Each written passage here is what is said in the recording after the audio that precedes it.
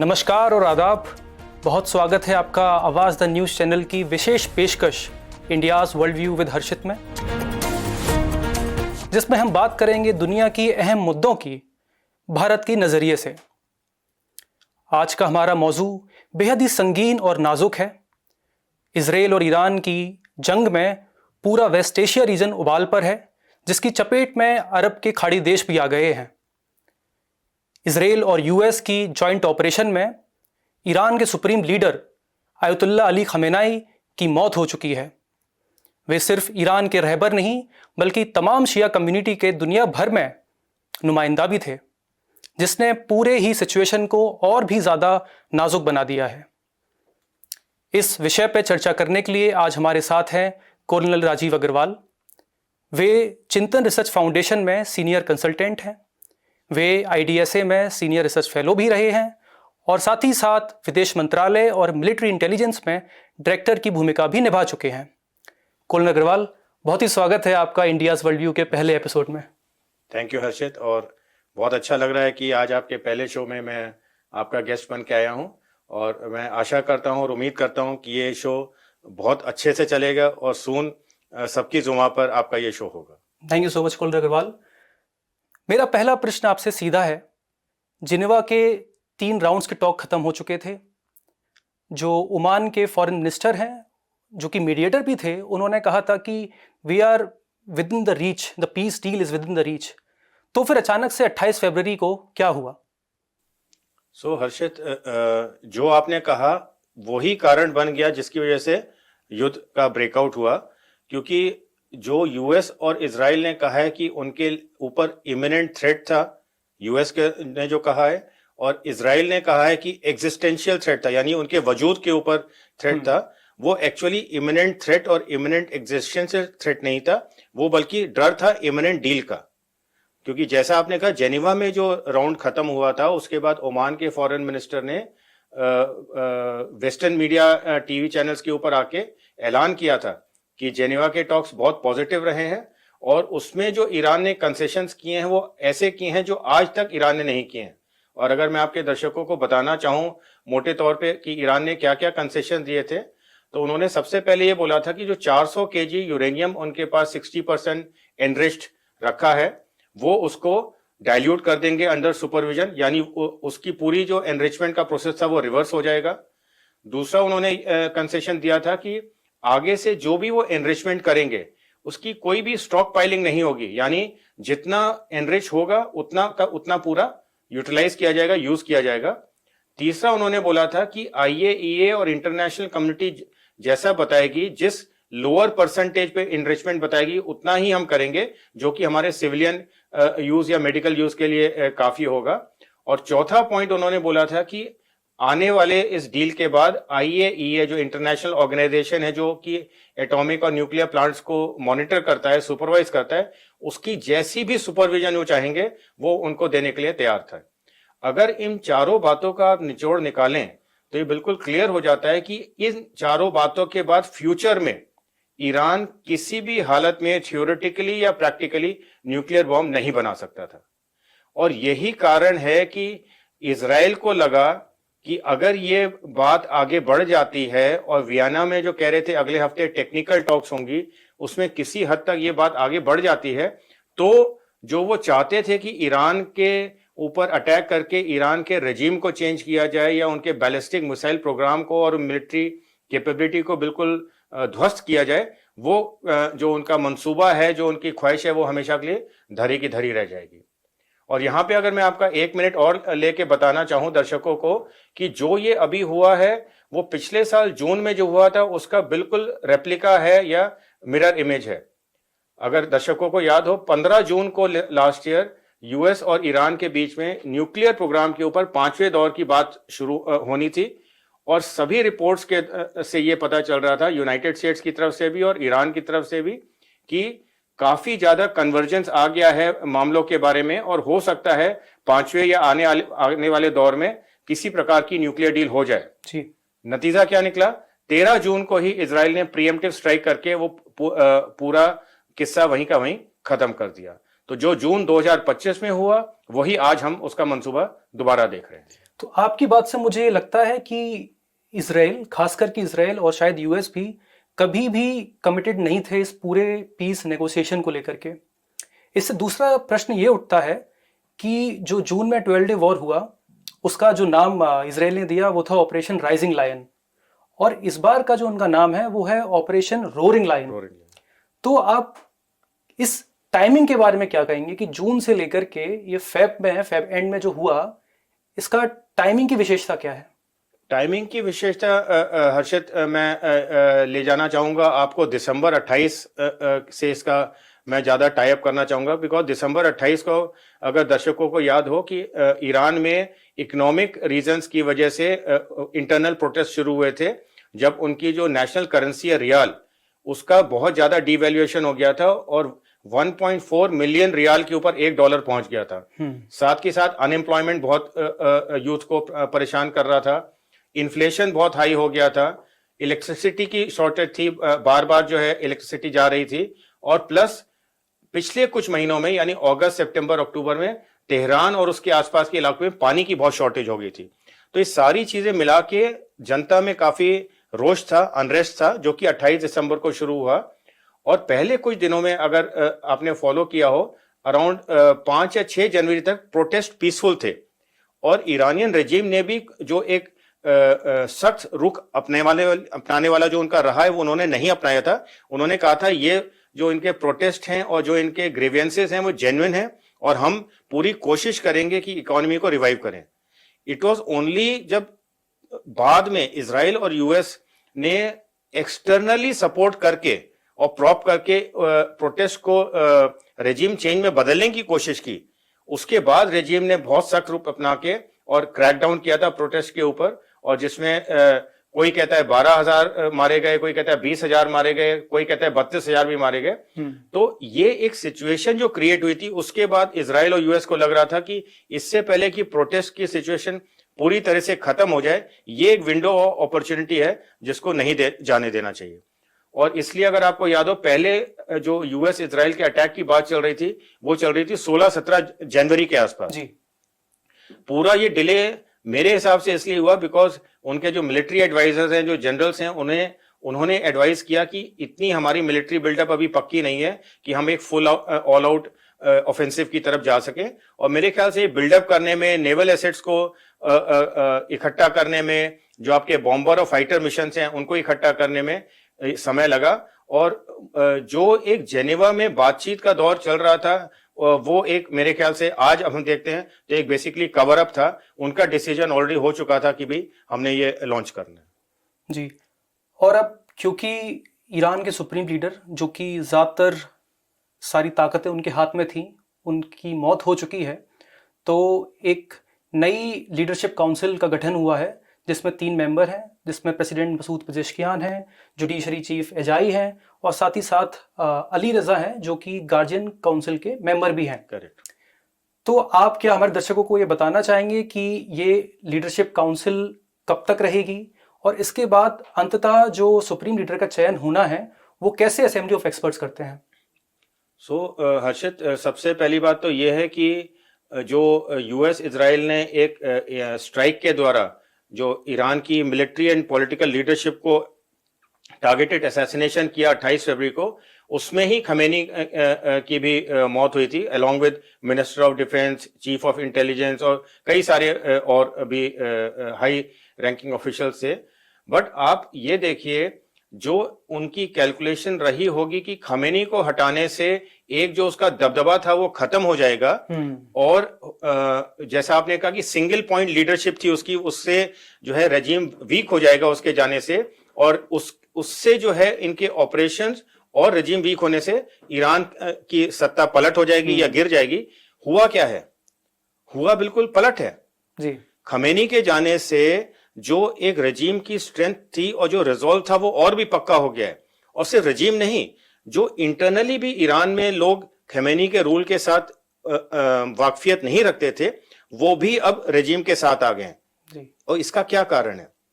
कारण यह है कि खमेनी सिर्फ पॉलिटिकल लीडर नहीं था ईरान का, वो एक शिया सेक्ट का बहुत बड़ा स्पिरिचुअल और रिलीजियस लीडर भी था जी। है ना। और इसलिए आपने देखा कि भाई ना सिर्फ ईरान में बल्कि हिंदुस्तान में भी 3-4 जगह पीसफुल प्रोटेस्ट हुए, पाकिस्तान, मलेशिया, इंडोनेशिया वगैरह में तो वायलेंट प्रोटेस्ट, वायलेंस भी हो गए हैं। कई जगह यूएस एम्बेसी और कॉन्सुलेट्स के ऊपर अटैक भी हुआ है। तो मैं ये सवाल पूछता हूं कि क्या खमेनी को उड़ाने से आपका रजीम चेंज का मकसद आसान हुआ है या और कठिन हो गया है? ये अगर किसी ने उनको सलाह दी होती तो आज ये मंचर जो देख रहे हैं ईरान का रेजिम का और ताकत बढ़ने का, सबका एकजुट होने का, वो शायद नहीं हुआ होता जी। जहां तक आपने उसकी बात की सुप्रीम लीडर की, तो लीडरशिप काउंसिल एक उनके कॉन्स्टिट्यूशन के सेक्शन 111 के अनुरूप बनाया गया है और ये तब तक रहेगा जब तक असेंबली ऑफ एक्सपर्ट्स दोबारा बैठ के एक नए सुप्रीम लीडर का चयन नहीं करते, जिसका कि एक बहुत कॉम्प्लेक्स प्रोसीजर है और उसमें टाइम लगेगा। क्योंकि ये वॉर की सिचुएशन है और जब से 1979 से ये इस्लामिक रेजिम आया है ईरान में, ये पहली बार ऐसे हुआ है कि वॉर के दौरान उनका सुप्रीम लीडर की डेथ हुई है और अब अनयूजुअल सर्कमस्टांसेस में उन्हें सेक्शन 111 को लाना पड़ा। ये पहली बार हुआ है कि सेक्शन 111 के अंदर लीडरशिप काउंसिल बना है। तो ये प्रोसेस चलेगा, बट मोटे तौर पे जो हमें समझना है कि जो मेरे हिसाब से यूएस और इजराइल समझ रहे थे कि खमेनी को हटाने से रजीम गिर जाएगा, वो मेरे ख्याल से उल्टा पड़ गया है। रजीम और स्ट्रांग हो गया है और एकजुट हो गया है। जी बिल्कुल। अगर उन्होंने ध्यान दिया होता तो जून में जो 12 डे वॉर हुआ था उसके बाद एक जो आशंका थी शायद इजराइल की और यूएस की भी कि इसमें अब लोग बढ़ चढ़ के रोड पर आएंगे और टेक ओवर करने की कोशिश करेंगे, जो कि हमें बहुत कम दिखा। बल्कि जो रैली अराउंड द फ्लैग का पूरा फिनोमेनन हमने ऑब्जर्व किया वो इस बार भी हम देख रहे हैं। अब खैर सुप्रीम लीडर की मौत हो चुकी है, जब तक नए सुप्रीम लीडर चुने नहीं जाते हैं तब तक एक लीडरशिप काउंसिल गठन हो चुका है। लेकिन आपका क्या मानना है कि जब सुप्रीम लीडर नए आ भी जाएंगे, क्या वो इतने कम वक्त में और इतने नाजुक वक्त में वो पकड़ बना पाएंगे? और वो जो वैक्यूम क्रिएट होगा आपके हिसाब से उसमें IRGC यानी सेपा, उसका क्या रोल हो सकता है? और एक लॉन्ग टर्म में जो उनकी रेगुलर आर्मी है अर्तेश और IRGC, उनके बीच में क्या एक पावर टसल होता हुआ देखते हैं? देखिए हर्षित, खमेनी मेरे ख्याल से 36 या 37 साल तक सुप्रीम लीडर थे ईरान के। तो 36-37 साल एक बहुत लंबा समय होता है और उस समय में उन्होंने अपनी एक पर्सनल लीडरशिप और कंट्रोल के द्वारा एक अपनी जगह बनाई थी। जो भी नया सुप्रीम लीडर आएगा उसे उस तरह के लीडरशिप या कंट्रोल को आने में समय लगेगा। लेकिन जो मैं आपको कहना चाह रहा हूं कि सुप्रीम लीडर चाहे X आए चाहे Y आए, जो ईरान के एक पावर का एक पॉलिटिकल और एक पॉलिटिक्स और गवर्नेंस का जो स्ट्रक्चर है वो इतना मल्टी लेयर्ड है, उसमें इतनी सारी लेयर हैं हॉरिजॉन्टली और वर्टिकली कि आप उसको सिर्फ एक या दो लेयर ऑफ लीडरशिप हटाने से खत्म नहीं कर सकते। और जो कि हम देख रहे हैं, आपने IRGC के कमांडर को जून में असैसिनेट किया, दोबारा दूसरा हुआ, उसको आपने असैसिनेट किया, तीसरा हुआ, उसको इस बार आपने असैसिनेट किया, अब ये चौथा आ गया है। तो ये इनको समझना पड़ेगा कि ईरान लीबिया नहीं है, ईरान इराक नहीं है, ईरान सीरिया नहीं है जहां पे एक सिंगल ऑटोक्रेटिक लीडर को हटाते ही पूरा ढांचा ढह जाता है।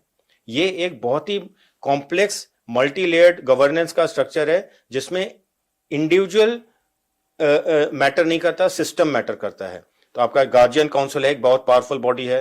आपका असेंबली ऑफ एक्सपर्ट है, जैसे आपने बताया, जो कि सुप्रीम लीडर को चुनता है। आपका जुडिशियरी है जो कि पावरफुल है। सुप्रीम लीडर के अंदर आपने जैसे बताया रेवोल्यूशनरी गार्ड कोर है, जो कि जिसका कि सिर्फ पूरा एम या फोकस है कि आपने रजीम की रक्षा करनी है।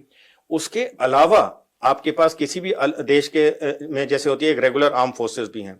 तो ये इतने बड़े कॉम्प्लेक्स स्ट्रक्चर को आप सिर्फ लीडरशिप को हटा के खत्म नहीं कर सकते। जी, ये तो रही ईरान के अंदर की बात। अगर हम इसके बारे में बात करें कि जो बाहरी देश है वो तो बहुत क्लियर है कि इसराइल के साथ कौन है, यूएस के साथ एक पूरा वेस्टर्न वर्ल्ड जो में आता दिख रहा है। लेकिन ईरान के साथ एक जो आशंकाएं थी, लगाई जा रही थी कयास की चाइना और रशिया किसी ना किसी कैपेसिटी में, अगर बहुत बढ़ चढ़ कर नहीं, क्योंकि रशिया तो अपने यूक्रेन में भी इन्वॉल्व है, उस बार में आप क्या देखते हैं कि आप इसमें चाइना और रशिया का या नॉर्थ कोरिया का भी क्या रोल देखते हैं?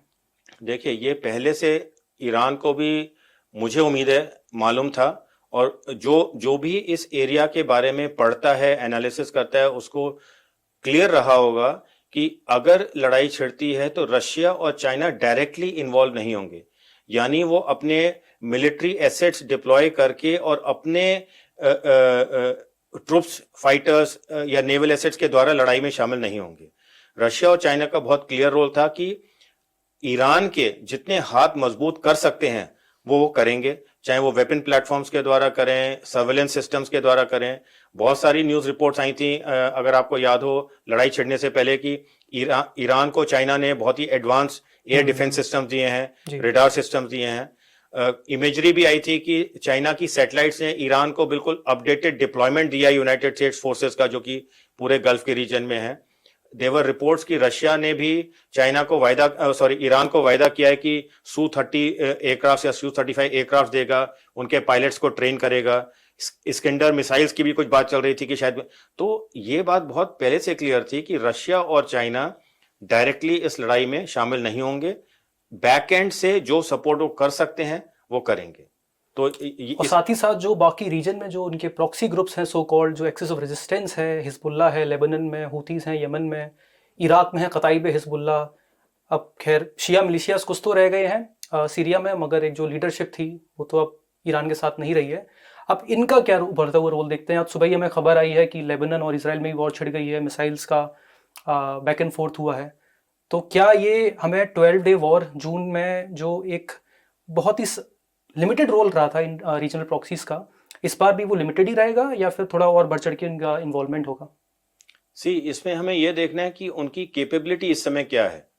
तो पिछले 2 साल में गाजा वॉर के दौरान इसराइल ने हिजबुल्ला को बिल्कुल खत्म कर दिया था। उसकी जो एक मिलिट्री कैपेबिलिटी है बिल्कुल ही जमीन पे आ गई है। सीरिया में असद के जाने के बाद जो वहां पे प्रॉक्सी ग्रुप्स थे वो बिल्कुल खत्म हो गए हैं, बिखर गए हैं। जो सिर्फ इराक में जो उनके पीएमएफ हैं और बाकी जो ग्रुप्स हैं वो अभी भी सशक्त और प्रेजेंट थे। यमन के हुतीस हैं जिसे मैं कहता हूं वाइल्ड कार्ड, और उन्होंने परसों भी अनाउंस किया था कि हम ईरान को ज्वाइन कर रहे हैं। और आज शायद जब मैं आते हुए रास्ते में देख रहा था कि सऊदी अरेबिया की जो अरामको ऑयल फील्ड के ऊपर एक मिसाइल या ड्रोन गिरा है, हो सकता है वो हुतीस ने फायर किया हो, जैसा कि वो पहले कर चुके हैं। 2019 में भी उन्होंने सक्सेसफुली सऊदी अरेबिया की ऑयल फील्ड्स के ऊपर फायर किए थे। प्लस हुतीस ने डिक्लेयर कर दिया कि रेड सी बबल मंदब, जिसके थ्रू पूरी दुनिया का ट्रेड फ्लो करता है, उसको उन्होंने क्लोज कर दिया है। और अगर आपको याद हो, गाजा वॉर के दौरान भी उन्होंने किया था, और United states, American warships, European union ने भी एक मिलिट्री अपना आर्माडा भेजा था, बट कोई भी हुतीस को आज तक पूरी तरह हरा नहीं सका है। तो हुतीस का एक रोल रहेगा जिसे आप कह सकते हैं न्यूसेंस वैल्यू, कि वो बिना कुछ ज्यादा किए एक उनके वेस्टर्न के जो प्लान है उसमें पूरा कहीं ना कहीं वो भेद डालते रहेंगे। जहां तक इराकी मिलिशिया का सवाल है, मैंने आज सुबह पढ़ा कि जो यूनाइटेड स्टेट्स का एक बहुत बड़ा वेपन्स एंड एम्युनिशन डिपो था इरबिल में, उसको बिल्कुल बर्बाद कर दिया गया है। और अंदाजा ये लगाया जा रहा है कि ये मिसाइल जो है ईरान से नहीं आया था, ये वहां पे जो लोकली इराक में जो शिया मिलिशिया थे उनमें से किसी ने फायर किया है। हिजबुल्ला ने, जैसे आपने बताया, ऑलरेडी डिक्लेयर कर दिया है, और कल रात उन्होंने रॉकेट्स फायर किए हैं नॉर्दर्न इजराइल की तरफ। तो धीरे धीरे जैसे लड़ाई बढ़ेगी, आप देखेंगे जो लड़ाई का स्कोप है वो एक्सपैंड करता जाएगा।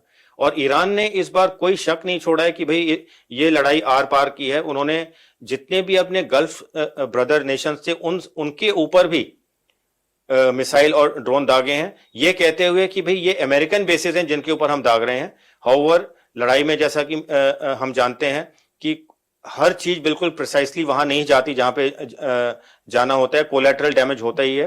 तो इस बार जो area and scope of conflict है वो 12 डे वॉर से बहुत ज्यादा ऑलरेडी बढ़ चुका है और बढ़ने की संभावना है। आपने जिक्र किया रेड सी में, बबल मंदब में, यमन का, जहां पर हुथीस एक बहुत बढ़ चढ़ कर अपना रोल निभा रहे हैं। साथ ही साथ जो हमने 12 डे वॉर में नहीं देखा और जो हमने इस बार देखा है कि ईरान ने स्ट्रेट ऑफ हुर्मुज को IRGC ने ब्लॉक करने की बात करी है। इवन दो ये उन्होंने इसको फॉर्मलाइज नहीं किया है, मगर इतना उनके कहने पर भी जो भी शिप्स थे जो वहाँ रेगुलरली वहाँ से निकलते थे, उन्होंने कुछ दिन का अपना डिले बता दिया है। कुछ लोग का ऑलरेडी प्रीमियम इंश्योरेंस जो है वो हाइक पे हो गया है। 20% जो 20% से ज़्यादा जो डेली वहाँ से ऑयल निकलता है स्ट्रेट ऑफ हॉर्मूज से, उससे ना सिर्फ भारत बल्कि दुनिया के तमाम देश इम्पैक्ट होंगे। तो इसमें आप ये क्या देखते हैं कि बाकी देशों की, जैसे जो खासकर जो इम्पैक्ट होंगे, जो जापान है, चाइना है, इंडिया है, उनका इसमें क्या रोल रह सकता है इस पूरे वॉर को एक्सपेंड होने से रोकने में? यही मैं आपको कह रहा था कि इस बार जिस प्रकार से लड़ाई छिड़ी है, और ईरान ने पहले ही क्लियर कर दिया था कि इस बार अगर लड़ाई छिड़ी तो इसका स्कोप बहुत एक्सपेंडेड होगा और उसके लिए जिसने लड़ाई छिड़ी है वो जिम्मेवार होगा। स्ट्रेट ऑफ हॉर्मुज उन्होंने ऑफिशियली बंद नहीं किया है, लेकिन किया क्या है, उन्होंने जो स्ट्रेट ऑफ हॉर्मुज में जो टैंकर्स और शिप्स जाती हैं उनका जो लोकल कम्युनिकेशन नेटवर्क है उस पर सिर्फ उन्होंने आगाह करने के लिए डाला था कि स्ट्रेट ऑफ हॉर्मुज से अभी शिप्स को ले जाना सेफ नहीं है। दूसरा उन्होंने क्या किया, 3 टैंकर्स जो कि सस्पेक्ट टैंकर्स थे जो स्ट्रेट ऑफ हॉर्मुज के इधर या उधर जा रहे थे, उनके ऊपर फायर किया और वो तीनों टैंकर्स जो है उनमें आग लग गई है। सिर्फ इतना करने से ही पूरा स्ट्रेट ऑफ हॉर्मुज का ट्रैफिक ऑलमोस्ट वर्चुअली बंद हो गया है। दुनिया की जो सबसे बड़ी शिपिंग कंपनी है मर्स्क, उसने ऑफिशियली अनाउंस कर दिया है कि स्ट्रेट ऑफ हॉर्मुज से वो अपने सारे ऑपरेशन सस्पेंड कर रहा है। इंश्योरेंस प्रीमियम जैसे आपने बताया काफी बढ़ गया है, और इन सब के रहते रहते ऑयल के प्राइस जो लड़ाई शुरू होने से पहले $71 से मेरे ख्याल से 78 या $80 ऑलरेडी पहुंच गए हैं, और ये कहा जा रहा है कि अगर लड़ाई 2-4 दिन और चली तो हो सकता है $100-110 भी पहुंच जाए। और इन सब के लिए जापान, कोरिया, चाइना ये सारे मेजर ऑयल इंपोर्टर्स हैं, बट मैं अपने भारत के लिए बात करना चाहूंगा क्योंकि हमारा मेजॉरिटी एनर्जी सिक्योरिटी का जो डायमेंशन है वो फुलफिल कहां से होता है, वेस्ट एशिया से होता है। अगर स्ट्रेट ऑफ हॉर्मुज से ऑयल और गैस आना बंद हो जाएगा, बबल मंदब हौतीस बंद कर देंगे, तो हमारी एनर्जी सिक्योरिटी के ऊपर बहुत बड़ा घात लग सकता है। हमारे पास जो स्ट्रैटेजिक ऑयल रिजर्व्स हैं जो कि यूएई ने हमारे यहाँ पे ऑन ग्राउंड रखे हुए हैं, प्लस जो हमारे फ्लोटिंग टैंकर्स हैं अरेबियन सी में जिनको फ्लोटिंग ऑयल रिजर्व्स कहते हैं, वो सब मिला के जो रिपोर्ट्स कुछ मैंने देखी हैं वो कहते हैं 20, 22 या 30 दिन तक ही हमें सपोर्ट कर सकते हैं। उसके बाद क्या होगा? और आपने जो है यूएस प्रेशर में आके रशिया से ऑयल लेना का मना कर दिया, तो क्या आप दोबारा अब फोर्स होंगे रशिया से ऑयल लेने के लिए? और रशिया से ऑयल आएगा कैसे? अगर स्ट्रेट ऑफ हॉर्मुज बंद है, रेड सी बंद है, तो क्या आपको व्लादिवोस्टोक और पैसिफिक ओशन होते हुए ईस्टर्न मैरीटाइम कॉरिडोर के थ्रू लाना पड़ेगा? तो ये बहुत सारे सवाल हैं जो हमारी एनर्जी सिक्योरिटी पे हैं। प्लस हमें ये नहीं भूलना चाहिए 90 लाख लोग हमारे उस रीजन में रह रहे हैं जी। किसी भी कंट्री का, किसी भी देश के इतने नागरिक गल्फ में नहीं रहते हैं जितने कि इंडिया के हैं। 30-35 लाख लोग आपके यूएई में हैं, 30-35 लाख लोग आपके सऊदी अरेबिया में हैं, 25 से 27 लाख लोग आपके कुवैत में हैं और बाकी जगह हैं।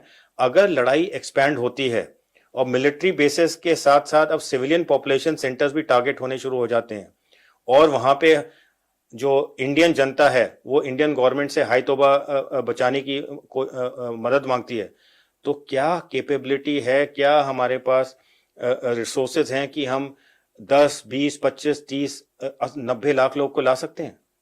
It is a nightmare scenario as far as the government is concern.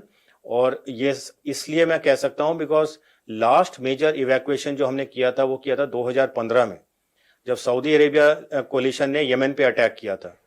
तब मार्च 2015 में इंडियन गवर्नमेंट ने सऊदी अरेबिया से बात करके अपने लिए एक कंसेशन लिया था जिसमें उन्होंने एक स्मॉल विंडो दिया था कि हम नेवल शिप्स के द्वारा जिबूती तक हम लोगों को ला सकें और वहां से फिर अपने लोगों को वापस इंडिया ला सकें। उन 60-65 हजार लोगों को लाने में हमें ऑलमोस्ट 20-25 दिन लग गए थे, और यहां हम 90 लाख लोगों की बात कर रहे हैं। ऑलरेडी दुबई में जिस तरह के स्ट्राइक्स हो रहे हैं, ड्रोन के अटैक्स हो रहे हैं, लोगों में हड़बड़ी मरना शुरू हो गई है। सो ये हमारे लिए एक और बड़ा पहलू है, एनर्जी सिक्योरिटी भी प्लस हमारे जो लोग वहां पे। तो कुरन अग्रवाल, आप इस सबको खत्म होता कैसे देखते हैं? ईरान ने अब किसी भी, जाहिर सी बात है, नेगोशिएशन के लिए मना कर दिया है। इजराइल ने बोला है कि अभी कुछ दिन लगातार और भी अटैक्स चलते रहेंगे। यूएस ने बोला है कि हम टॉक्स के लिए रेडी हैं, उनको खबर आई है कि ईरान भी रेडी है, मगर अब ईरान ने मना कर दिया है। और जैसे आपने समझाया हमारे व्यूअर्स को कि जो स्टेक्स हैं वो ना सिर्फ भारत बल्कि पूरी दुनिया के लिए बहुत ही ज़्यादा हाई हैं, तो इसको ख़त्म होता हुआ आप कैसे देखते हैं? ये हर्षित बहुत ही मुश्किल सवाल है, और जिस तरह से अभी तो आज तीसरा दिन है तो अभी तो लड़ाई और बढ़ेगी इससे पहले कि आपका जो पीक पहुंचे और डाउन हो। और मुझे नहीं लगता इस समय कि ईरान किसी भी सीज फायर के लिए या टॉक्स के लिए राजी है। जिस प्रकार से उसके ऊपर अटैक हुए हैं, जिस प्रकार से जो वो कहते हैं कि हमारे साथ धोखा हुआ है, नेगोशिएशन के दौरान 2 बार हमला। हाँ, 2 बार हमला। तो वो कहते हैं भाई आपकी जुबान का, आपके नेगोशिएशंस का कोई मतलब ही नहीं है, क्योंकि आप खुद 2 बार धोखा दे चुके हैं खुलेआम। सो मुझे नहीं लगता ईरान कुछ करेगा। यूएस ने जो डाला है वो एक प्लांटेड लीक जिसे कहते हैं, वो है कि ईरान टॉक्स के लिए तैयार है। बिकॉज यूएस बेसिस पे जिस प्रकार से डैमेज हो रहा है, चाहे आप कुवैत देख लें, चाहे आप बहरीन देख लें, यूएई का अल दाफरा एयरबेस देख लें, और जिस प्रकार से उनके बाकी जगहों पे हमला हुआ है, इराक में उनके बेस के ऊपर हमला हुआ है, उन्हें इसकी उम्मीद नहीं थी। Plus despite the best air and missile defence shield, Israel में भी कई ईरानियन मिसाइल्स नीचे टारगेट तक पहुंच रहे हैं। जेरूसलम के एक इलाके में तो पूरा का पूरा ब्लॉक उड़ गया है, और कह रहे हैं कि बहुत लोगों की उसमें जान गई है, बिकॉज इजराइल ने अभी तक काफी रेस्ट्रिक्ट किया हुआ है वहां से जो फुटेज और इंफॉर्मेशन आनी चाहिए। सो मुझे लग रहा है कि ईरान तो जरूर मार खाएगा ही खाएगा, बिकॉज उसके पास डिफेंसिव सिस्टम्स कुछ नहीं है। एयर डिफेंस, मिसाइल डिफेंस उसके पास कोई भी इफेक्टिव नहीं है। तो इजराइल और यूएस के एयरक्राफ्ट या मिसाइल जब जहां चाहें उस पर अटैक कर सकते हैं। बट ईरान बहुत बड़ा देश है, इजराइल बहुत छोटा देश है, यूएस के बेसिस बहुत छोटे हैं, और उनमें कैजुअलिटी सहने की जो क्षमता है यूएस और इजराइल में बहुत कम है। 3 सोल्जर्स की अभी ऑफिशियली डिक्लेयर हुई है मौत, और उसके लिए ट्रंप कह रहा है कि मैं इसका बदला लूंगा। तो 3 के अगर 30 हो जाएंगे तो आप क्या करोगे? सो इनके लिए बहुत ही धीरे धीरे विकट समस्या होती जा रही है। अगर रजीम अगले 3-4 दिनों की लड़ाई में घुटने पे नहीं आया और सरवाइव कर गया, और आईआरजीसी, आर्मी और पुलिस में कोई फूट नहीं पड़ी, और उन्होंने रजीम का साथ देने से मना नहीं किया, और तीसरी बात कोई पॉपुलर अपराइजिंग ईरान में सडनली नहीं हुई, तो ये लड़ाई को बंद करना बहुत मुश्किल हो जाएगा। और ईरान इस समय मुझे नहीं लगता किसी भी हालत में सीज फायर के लिए एग्री करने वाला है। कुलन अग्रवाल, बहुत बहुत शुक्रिया आपका इस खास बातचीत का। आपने समय निकाला और हमारे व्यूअर्स को इस पूरी ही पेचीदा जो भी सिचुएशन है उसके बारे में समझाया। डियर व्यूअर्स, तो ये थी हमारी खास बातचीत ईरान और इजराइल के मौजूदा जंग के हालात के बारे में, जिसमें हमारे रूबरू थे कर्नल राजीव अग्रवाल। हम इसी तरह दुनिया के संगीन मुद्दों पर चर्चाएं आपके लिए लाते रहेंगे। आप अपना साथ यूं ही बनाए रखें। Till the next episode, stay tuned. नमस्कार।